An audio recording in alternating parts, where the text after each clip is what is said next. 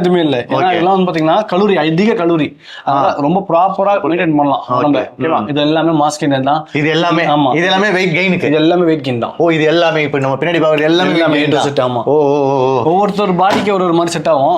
உங்களுக்கு ஏற்ற மாதிரி கொடுக்க வேண்டியது. சூப்பர். இதுலயே நான் சாக்லேட் ஃபிளேவர் தான் எனக்கு பிடிக்கும். சாக்லேட் இருக்கு, ஸ்ட்ராபெரி இருக்கு, குல்ஃபி இருக்கு, மேங்கோ இருக்கு, எல்லாமே இருக்கு. ஏன்னா சில பேர் ஃபிளேவர் அதை ஒத்துக்காது. கண்டிப்பா. ஓகே, இது வந்து ஸ்ட்ராபெரிங்களா? ஆமா. ஓகே, இது மேங்கோ. அது மேங்கோங்களா? கஸ்டமருக்கு ஏற்ற மாதிரி நம்ம கொடுக்க வேண்டியதான். டேஸ்டா இருக்கும்.